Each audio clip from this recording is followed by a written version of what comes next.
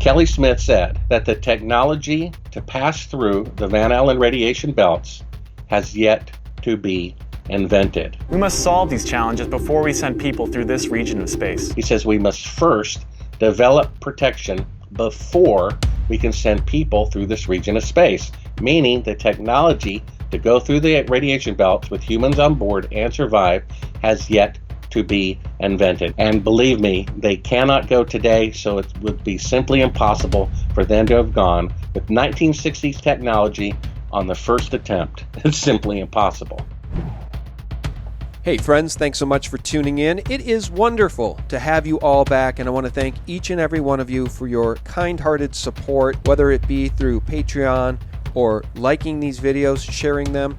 I really do appreciate it. We are experiencing what Q calls the Great Awakening. I firmly believe it. I can see it. I can feel it. Can you feel it? Bart Sibrel joins us right now. Bart, can you feel it? I feel there's a great awakening taking this country, and be it a red wave, certainly not a blue wave. People are getting fed up of the Democrats' lies, and I just think it's a great time to be alive. How are you? Well, yeah, I feel something there, Sean. I don't know whether it's a pain in my butt or this thorn in my side, but I think that precedes relief. It's like when you pop a boil, there's pain, there's misery, and there's even a big mess when you pop it. But afterwards comes relief. And I think in this particular case, when and if the truth about the moon landings come out, it's going to embarrass the country. The dollar will probably go down. The stock market will probably go down. But unless you get rid of the mold in the house, it's just going to infest it worse later. So you have to pop that boil. You have to face facts like Kennedy did. And I really believe that this whole red and blue thing is divide and conquer. I mean, as long as they can keep us fighting one another, we will not go after them. So what I propose is a new party called the American Party, mostly filled with libertarians who can pull over open-minded Democrats, open-minded Republicans, and let's just start a new party that's not controlled by the machine. And I think if we do that, you could even why not have elected officials be chosen by lottery? I mean, that's the way you decide life or death in a jury. So why not just have the Congress and the Senate chosen by lottery? Greece, which was the origin of democracy, they did it that way. And then there's no elections. There's no campaign promises to pay back. There's no corrupt lobbying. You serve a one lifetime term of 5 years. And maybe from them, you could nominate of those people a presidential candidate, and which, you maybe nominate 3, and then let that body decide who the president is. Again, a one-term limit. I think there should probably be a one-term limit for everything. Sheriff once, governor once, senator once, president once. 5 years, move on. And then the media, just like there's that box on your income tax to have $1 go to the poor candidates, why not have $1 go toward the media?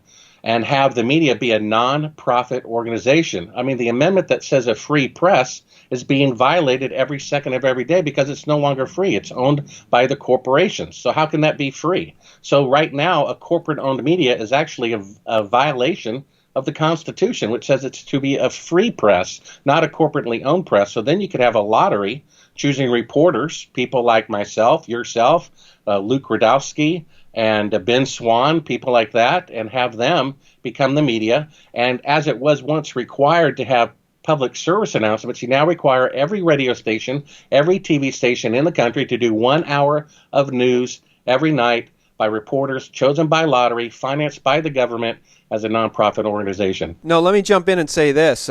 We don't need a lottery to decide how to dethrone the Mockingbird mainstream horror media, because the marketplace is deciding that. CNN's ratings are at all-time lows. All they do is lie. Our president is now calling them fake news, and rightly so. And the marketplace is determining some of those names that you just mentioned. Mark Dice, Luke Radowski from We Are Change, so many others, Truth Stream Media. There's so many people out there to whom the masses are turning for their news. SGTreport.com, just one of many truth sources. So the marketplace is now deciding. I'll tell you what, Bart, it's a great world in which people are starting to wake up to the fact, and you mentioned it, they want us divided. Q posted just the other day, they want you divided by race, divided by religion, divided by culture, divided by class, divided by political affiliation. Divided you are weak, together we are strong. So that is the bottom line. And you mentioned the boil that needed to be popped. Nice visual there, Bart. But I think the boil on the ass of this country is, was, and always will be Hillary Clinton until she's put in jail for her crimes. And I certainly hope that that happens. Now, in this call, guys, I didn't even set this up properly. We're going to talk about YouTube censorship. Bart's going to talk about the moon landing hoax a little bit. And I'll say this, Bart, in fairness to you, I should have set this up at the beginning. You are the producer and director of A Funny Thing Happened on the Way to the Moon. Astronauts Gone Wild is another one you guys can check out. You can find both of those on Bart's YouTube channel. That's Bart Sibrel, Sibrel. You can also visit Sibrel.com. And Bart, you do a lot. You've got on your YouTube channel now Conspiracy Corner News and Bart's Bible Blessings. You're a Christian. And why don't we get back to the topic, the first topic we wanted to discuss today, which is YouTube censorship. You've had a heck of a time getting anything monetized on YouTube. And now I think they've banned you from being able to monetize anything you ever put up. Is that true? That's correct. If they take down every video that the moon landings are fake, then that all the more proves that they were fake. So what they've done is go do something under the radar and penalize people for telling the truth. They'll give you money if you lie and say the moon landings are real, and they'll take your money away if you tell the truth. I mean, that's how upside down and wicked the world has become. Moreover, my number one sponsor on the channel is Nissan Motors, and what we intend to do is go to court, bring in Nissan Motors advertising department, and ask them under oath, do you care if you sell cars to people who think the moon landings are fake, or do you only sell cars to people who think the moon landings are real? We already know what the answer will be. A bakery isn't going to sell donuts only to Democrats or only to Republicans. They don't care. They want to sell donuts. So to say that it's not advertiser friendly, we can prove that that's a lie. So here is the thing. We have a company that allegedly is private, which is not, because I have heard through the grapevine many years ago, starting probably 30 years ago, the CIA, with its $50 billion a year black budget, not to mention the 1 to 21 trillion lost by the Pentagon. I mean, an aircraft carrier costs like $15 billion, and CNN was bought for only $7 billion, and then you still had $43 billion left over for that year. So over the past 30 years, they bought up AT&T, they bought up Google, they bought up Microsoft, they bought up Apple, and they have these fake, CEO front names on them. Proof of this is if Google were in the business to make money, then they wouldn't care whether you said the moon was made out of cheese, aliens were living on it, the earth is flat, square, triangular, or whatever. They just want the advertising revenue for their stockholders. The Central Intelligence Information Agency is interested in controlling the information more so than money because they're making money off all those businesses exponentially. Not to mention that when you check your box to have Yahoo, to have Facebook, to have YouTube, you agree to their terms of service, which includes scanning, another word for reading your emails, not to mention that they own the hard drives themselves, which that entitles them to inspect them. So these lawyer-like people, and a friend pointed out, hello to Jimmy out there, that lawyer is the better word for scribe in the old King James Version, that Jesus hated, no offense to our one or two good ones out there, maybe three, lawyers, that they want to somehow legally make their crimes legal. That's what the, quote, Patriot Act, so juvenile, unpatriot act is all about, that they want to make illegal, unconstitutional things in their mind legal by writing a law that makes crime legal, including reading your emails and things like that. So the Central Information Intelligence Agency is the one who owns Google. And that's why every time I put CIA in the title or description of a video, it instantly came up as not advertiser friendly, because it's the CIA who faked the moon landing. It's the CIA who killed Kennedy. Now they claim they're this blank slate chalkboard. Well, we can prove that's not true very easily. Number one, if you go to any of my films on YouTube, immediately under a box, under my film that says the moon landing is fake with more than enough proof to prove that it's fake, right underneath that it says, no, don't listen to Bart. Go to Britannica, where we tell you that the moon landings are real. So they've already become a commentator. That's called an op-ed comment. So therefore, their argument of being a blank slate board doesn't work. Secondly, no matter what video they take down, for example, Alex, what's his name, from whatever show that is, I forget, who was allegedly taken down for telling the truth. I think he's a CIA agent, but we can talk about that later. In any case, if he said Sandy Hook or whatever shooting was fake and they take it down, that's proof that they're editing. I mean, the only thing that they should legally be allowed to take down is something that is illegal. So they really shouldn't even be allowed, even though I'm against it, to take down pornography. Now, if snorting cocaine is illegal, then they should be able to take down a video snorting cocaine. If shooting somebody is illegal, which it is, unless it's an execution, then they should not or should be allowed to take that down, and that should be illegal. So the standard for what is on there and off there is simply what is legal or not. And everything needs to be left up there until it's legal. And if I can make one last point. Well, you got to let me get a word in edgewise once in a while, Bart. Otherwise, this isn't an interview. It's come on, man. I'm almost done. I have these stream of consciousness thought. I have one more minute to go, and then I'll pass it on to you. Lastly, I want to establish the legal foundation as to why they cannot do what they're doing. And lastly, if I wrote an article saying that the electric company is corrupt, they cannot disconnect my power the next day, which is what they've done by demonetizing me. It says, according to federal statute, they cannot discriminate on the basis of color, of creed, or religion. Well, what does creed mean? It means philosophy, right? So if I believe that the moon landings are fake, they cannot penalize me for having that belief. So now we have 3 reasons, legal reasons. They simply need to be called a utility. Then they cannot discriminate basis on race, color, or creed. Back to you. All right. So you make good points, but I want to show you a video. I want you to go watch a video when we get off this call that'll make your blood boil if you haven't already seen it. And it just proves YouTube's double standards and selective enforcement of their own community guidelines. This will make your blood boil. Go to YouTube and type in "This is America" by Childish Gambino, whose real name is Donald Glover, the performance artist, actor, musician. And that video, "This is America," within the first minute and a half, shows the execution of a blindfolded man, by Childish Gambino. Donald Glover shoots him in the back of the head. And then, not less than 30 seconds later, it shows him gunning down an entire church choir with a machine gun. Now, if that were a movie, Bart, it would be rated R and it would be restricted. Children wouldn't be able to see it. But because it's YouTube, and because it's a YouTube double standard, they didn't make it age restricted, and they didn't ban it for violating their own community guidelines, which explicitly state showing any acts of violence is against their community guidelines. So that video will make your blood boil, because that video, I don't have it in front of me, has hundreds of millions of views and has enriched Childish Gambino. I mean, we're talking hundreds of thousands. That video, I guarantee you, because it's fully monetized with grade A ads, has probably earned him well north of $500,000 with that kind of view count, Bart. So that's the real problem, is YouTube's double standards. Yeah, they have another double standard. First of all, let me piggyback on that one.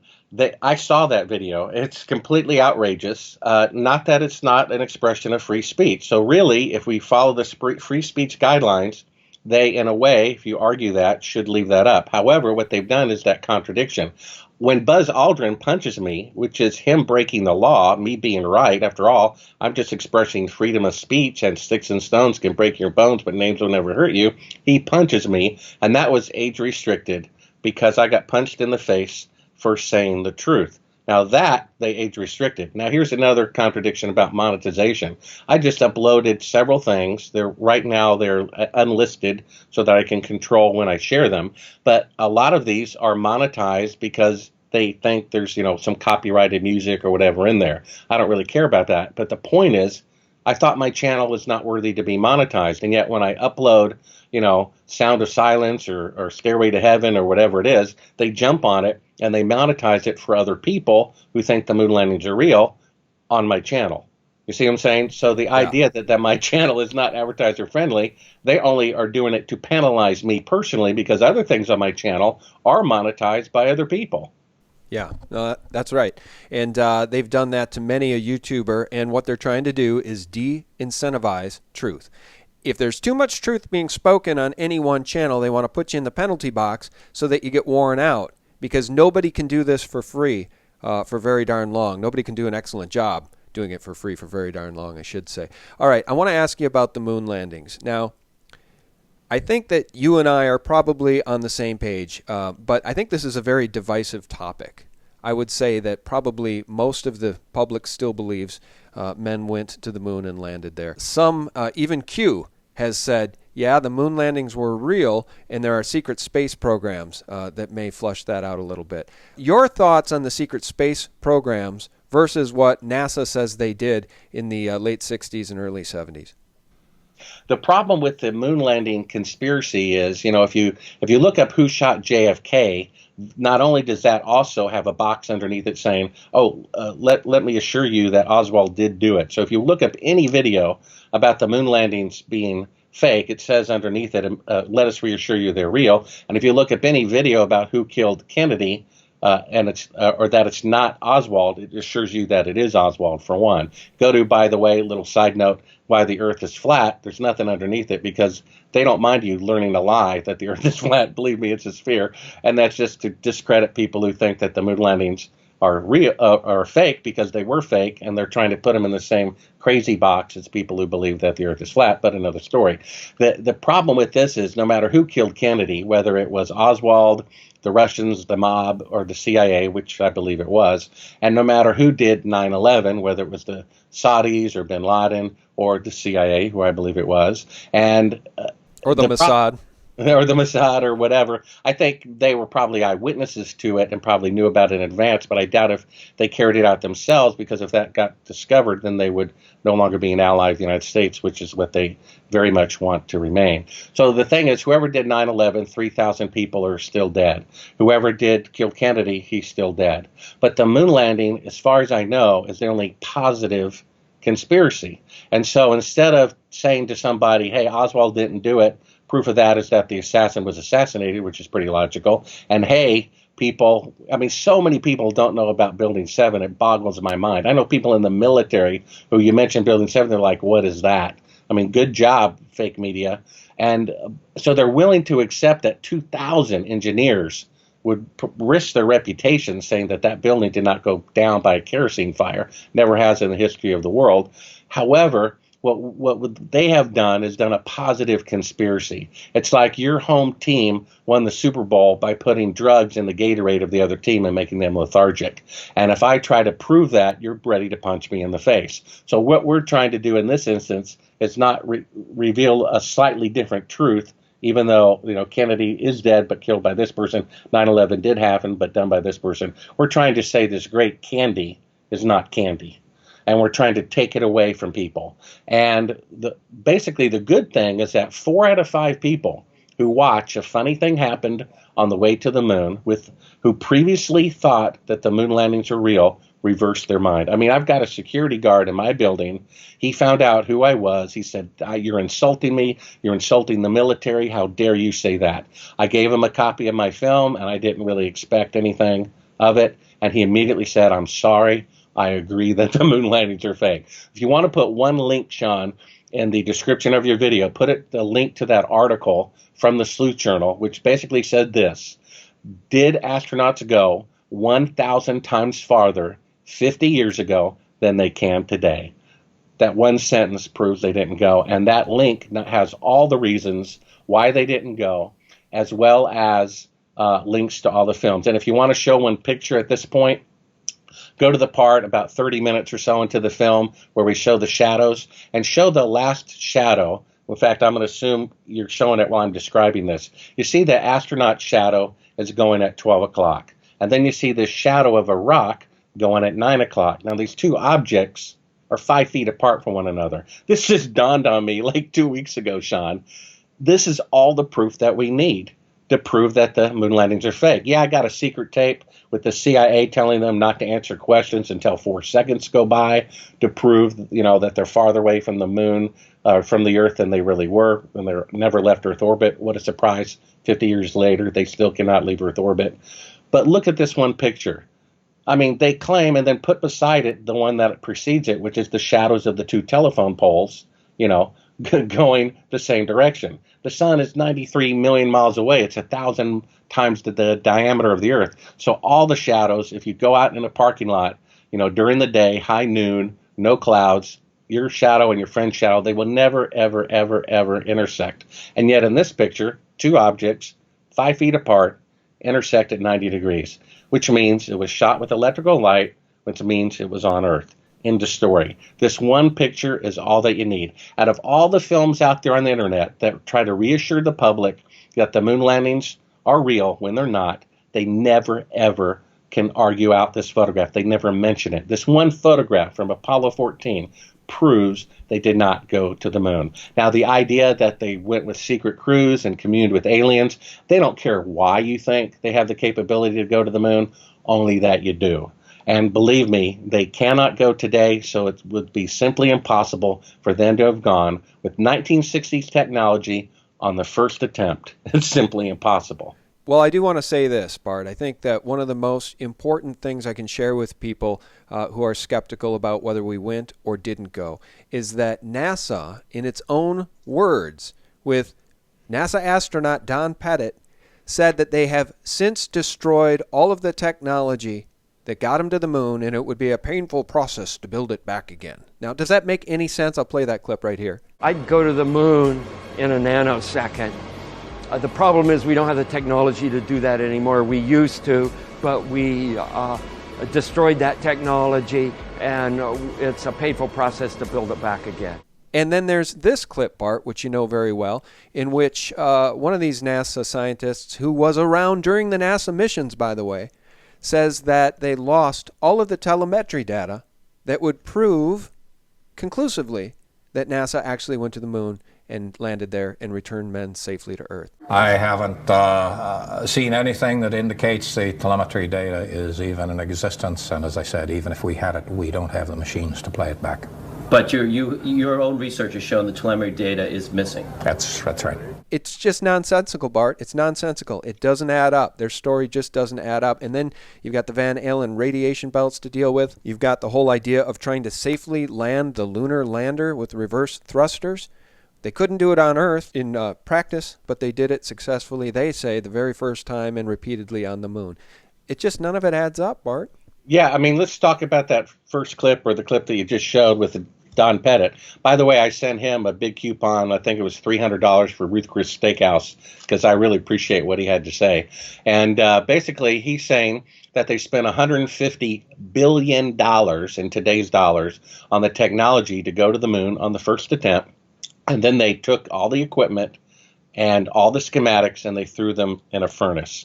Now, if you can point out one time in the entire history of the world when a technological advancement, like let's say the locomotive or the airplane or the nuclear bomb or an airplane that can fly faster than the speed of sound, or the first computer, that any technology that they developed, that once they were done, they threw it and all the designs in a furnace. Now, if you can show me one time in history that has happened before, then I'll say publicly that the moon landings are real. In fact, if you could show me, go out in the sun and have that astronaut shadow go 12 o'clock and the other one, go 9 o'clock in the sunlight, I'll say the moon landings are real. The fact that they destroyed all the information is proof itself that they didn't go. Because if they really went, the last thing they would do, Sean, would be to destroy the technology. I mean, the nuclear bomb, that technology should have been destroyed after World War II, but now nuclear bombs are 500 times more powerful. So if they really went to the moon, the last thing on Earth they would destroy would be the technology and the schematics, unless they were covering their tracks after faking it so that no one would be able to figure out that the rocket didn't have enough fuel, the batteries didn't have enough to power air conditioning against 250 degrees, and the computers were not fast enough to synchronize from 0 mile per hour to 4,000 miles per hour in lunar orbit like they claim to have done. The fact that they did destroy the technology is proof itself that it was a fraud, because if they really went, they would have never done that. Now, the other clip you might want to show is of Kelly Smith, and you probably remember this now that I mention it. We can just show the clip here. As we get further away from Earth, we'll pass through the Van Allen belts, an area of dangerous radiation. Radiation like this could harm the guidance systems, onboard computers, or other electronics on Orion. Naturally, we have to pass through this danger zone twice, once up and once back. Sensors aboard will record radiation levels for scientists to study. We must solve these challenges before we send people through this region of space. Kelly Smith just said that the technology to pass through the Van Allen radiation belts has yet to be invented. We must solve these challenges before we send people through this region of space. And most people don't realize this.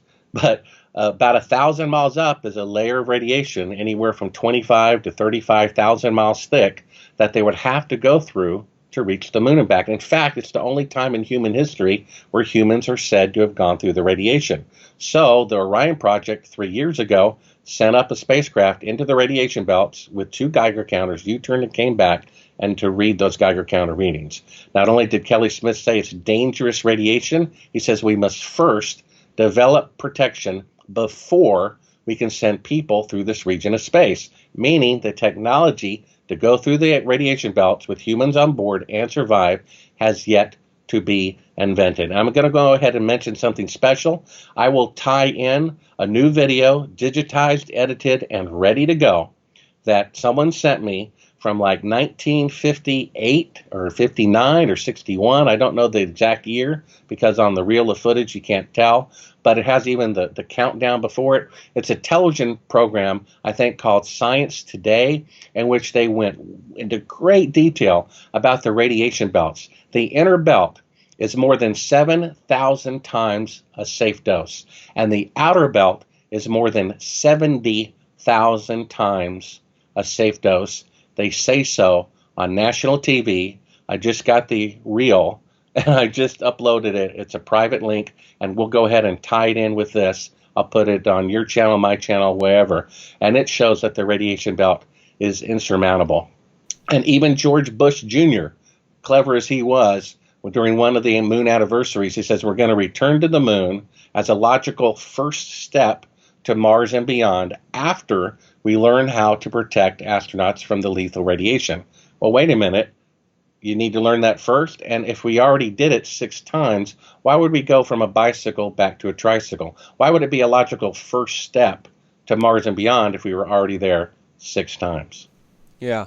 You know, one of the technological parallels I'd want to share with people as they think this through, if you talk about the Apollo missions and you take a look at, for instance, SpaceX, and I want to ask you about SpaceX and Elon Musk in a second, but the point I want to make is, think of that clip of Michael Douglas from the movie Wall Street, standing on the beach with that big, giant cell phone as big as a loaf of bread, and now take a look at the iPhone in your pocket today. So if cell phone technology was built on the back of that big loaf of bread sized cell phone as seen in that movie, and it's advanced to this point now, a cell phone, an iPhone, with more computing power than apparently they had available to even send men to the moon and back, right in your pocket, we're to believe that they destroyed all of that technology. But now we have SpaceX, which is built on the back of what technology? What do you make of SpaceX and Elon Musk and the claims? Now SpaceX is saying that they're going to send men to the moon here. Your thoughts on SpaceX? Well, it's a front. It's a government front for the NSA, CIA, something like that, and he's one of those token people. And I think Trump found out about it, and that's why he's prosecuting him for saying the stock was going to go up or down or whatever prematurely and in a way that he could sell his stock once it was high. Just to clarify, he was saying that he had the funding in place to take Tesla private at $420 a share, and that was untrue. He did not have the funding in place. So that's what he paid, I believe, several $20 million fines for, and had to step down as, I believe, the CEO or the chairman, one or the other. He remains. Yeah. He was duly spanked for that. Yeah, I know. $20 million to him, that's going to eat into his cheeseburger budget.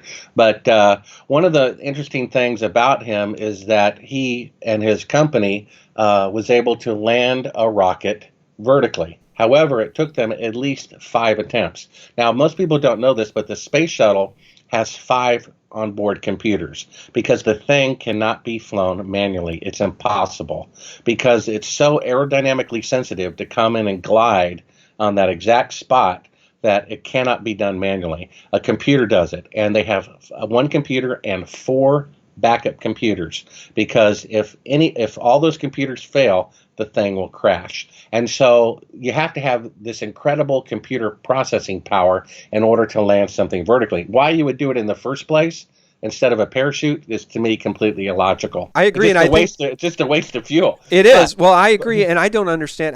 I agree, and I think that some of that footage looks suspect. I'm not 100,000% convinced that they're actually successfully doing that. And you're right, it doesn't add up. Just the fuel costs alone and the carry load of that extra fuel to do that. It just doesn't add up, in my opinion.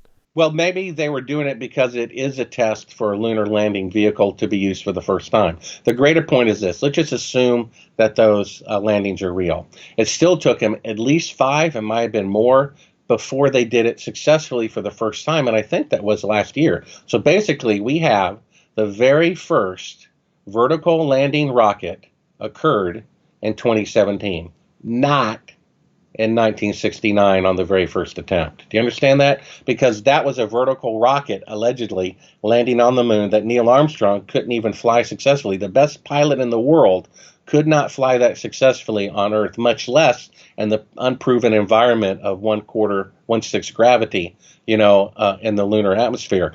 So when he allegedly descended vertically, and yet it took them up until 2017, 48 years later, before they could land a rocket vertically again, it's proof that it didn't happen.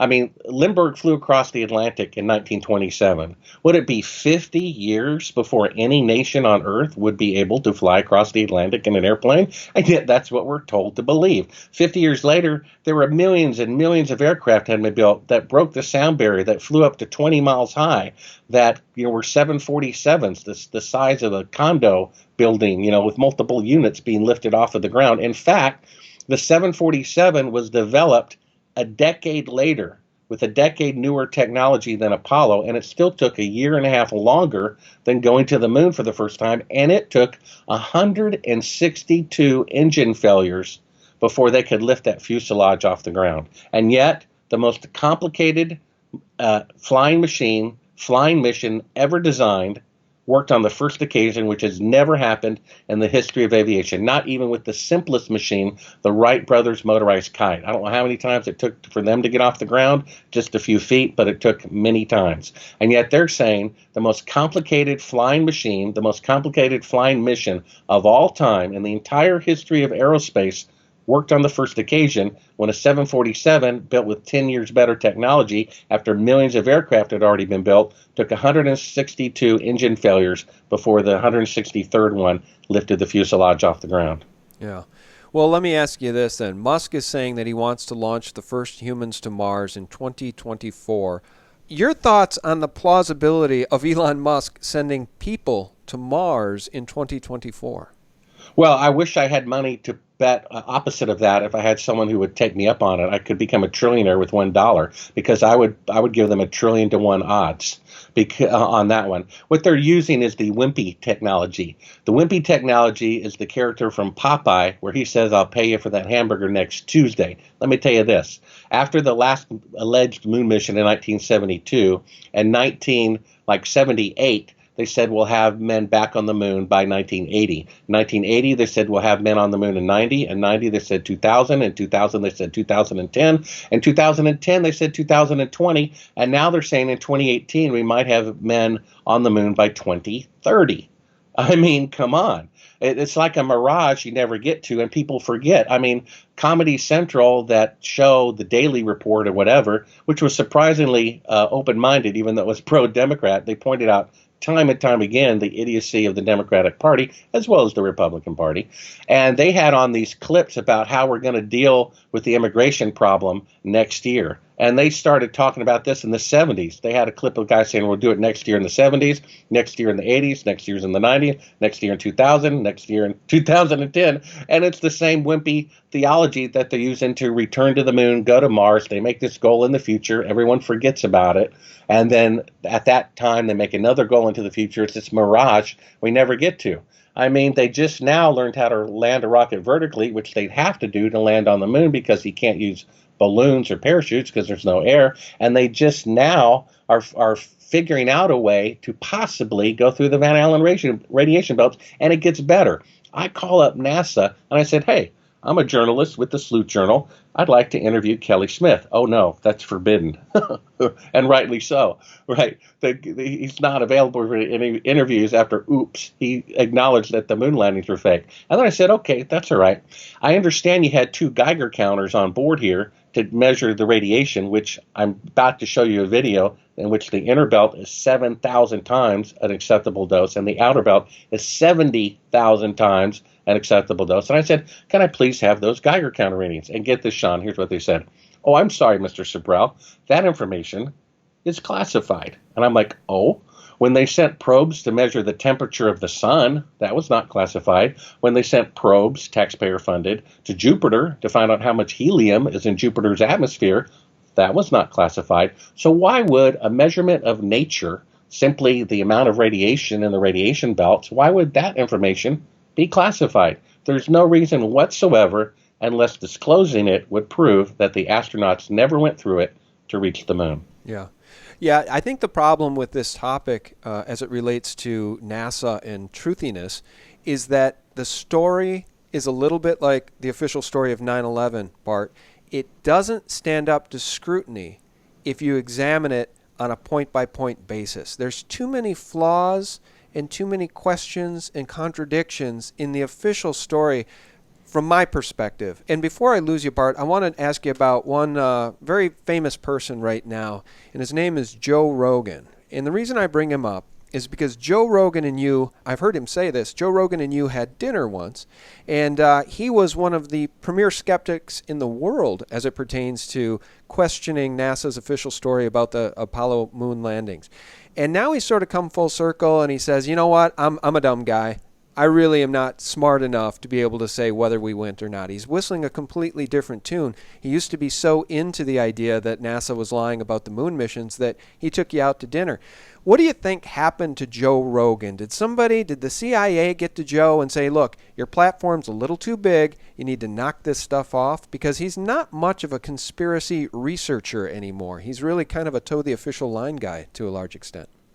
Well, this is why I believe Alex Jones is a CIA agent, because number one, it's what they call street cred. You have an undercover cop trying to bust a drug ring, so he gets arrested and beat up by the cops in front of the drug guys, and then he's got street credibility. And now that Alex Jones is the first conspiracy guy to go down, now he's got street cred. And so when he comes back, and he will come back, he's being set up for one particular lie to get all of his followers to believe one particular lie at some point in the future. Either an asteroid is not coming to Earth or is coming to Earth when it's not, or something like that. And I believe Joe Rogan isn't as directly compromised as that, but obviously he changed his mind. I mean, let's say at that restaurant Joe took me to, a big cockroach crawls across this, delicious steak. There's no way of getting that cockroach out of your mind. 20 years later, when we're remembering the great service and the great food, we don't remember that. Remember the cockroach. It's burned in there. And once a person has a realization, there is a God, or the realization, the moon landings are fake, you can't take it back. It's impossible. So Bob Dylan didn't say money talks. He says money screams. And to tell you the truth, Sean, if the CIA came to me and said, Bart, I'll give you $1 billion to go on national TV and say you changed your mind, I would strongly consider doing it, because I could use that to plant churches. I could use that to, give to the poor. Now, maybe that's a wrong decision, and maybe I wouldn't make that decision. But I can at least tell you I would entertain that decision for those reasons. Now, if they put a big carrot of money in front of him or threatened his life or something like that, that can only be the answer.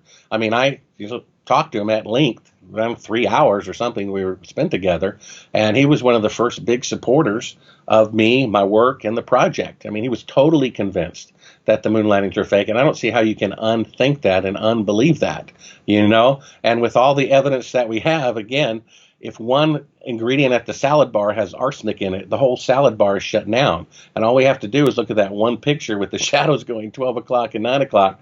It means they didn't go to the moon, regardless of the pile of evidence, on top of that.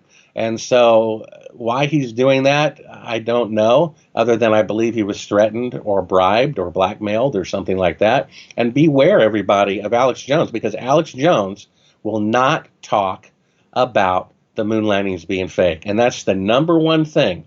If the truth came out that the government faked the moon landings, that would be the number one thing that would both take down the media, who was complicit, and shut down the CIA. I mean, his wife's father and brother were either CIA agents or CIA employees or something like that, his ex-wife's father and brother. And I remember watching a caller call in and challenge him about that, and he immediately said, Sean, you're crazy for believing that. Isn't that the first instinct response of a CIA agent. You think the moon landings are fake? You're crazy. You think Oswald did not kill Kennedy? You're crazy. And when someone pointed out his CIA connection on the air, he said, "You're crazy." I mean, the guy goes around, and what just boggles my mind, Sean, is the guy looks like a raving lunatic every time he gives an interview. And I'm like, why would he do that if he's trying to add credibility to the conspiracy, genre? Well, he's not.